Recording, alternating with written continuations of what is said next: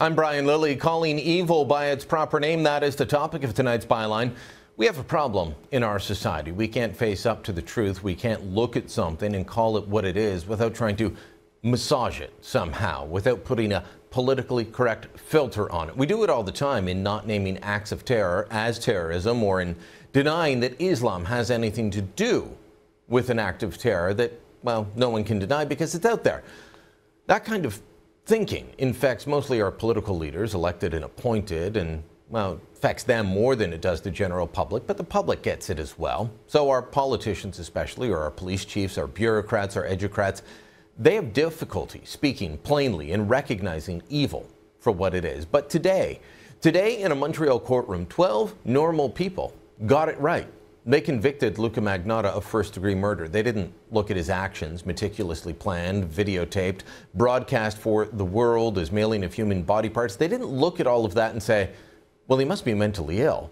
No, they looked at that, they looked at what he did, and they said, guilty. And this is good.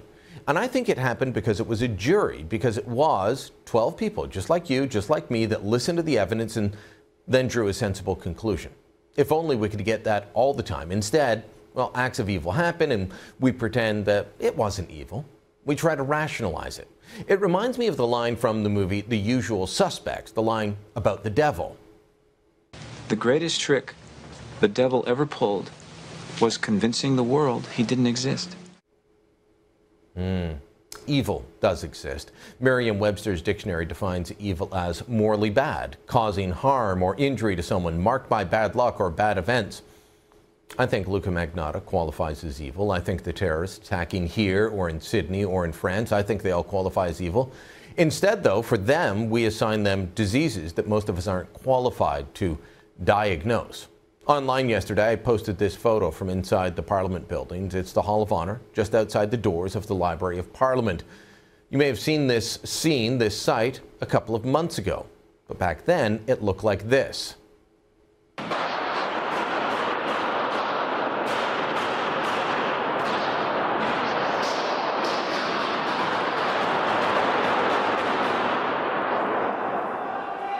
That was October 22nd. This is now. I said on Facebook, Twitter, and elsewhere 2 months ago, an Islamic terrorist killed Corporal Nathan Cirillo, then shot up Parliament and died at this spot. Today, it is decorated for Christmas.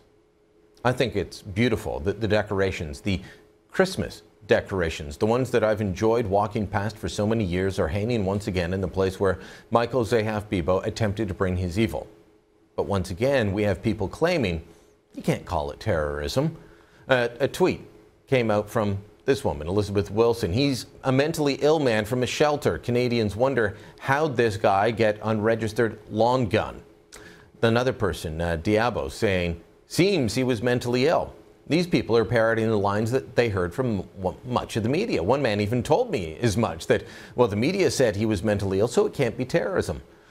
This woman I'm about to show you, she'll concede that it's terrorism, but says it has nothing to do with Islam because maybe she's taking her cues from the National Council of Muslims or the RCMP.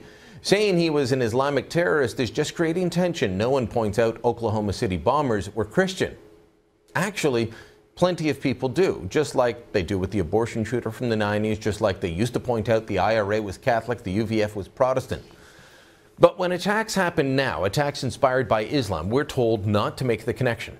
Even if the man driving his car through the streets of Dijon, France, was screaming Allah Akbar as he ran people over. We're told that the man who takes people hostage in a cafe in Sydney and puts the ISIS flag up in the window, well, Islam played no part in what he was doing. This guy's just mentally ill. Kate McMillan, who runs the blog Small Dead Animals, put it well on how the media treat these topics. About a week after the Ottawa attack, she posted this. She said, media lecture mentally ill, or when mentally ill murder, don't fear mentally ill. Media lecture when Muslims murder, they're mentally ill.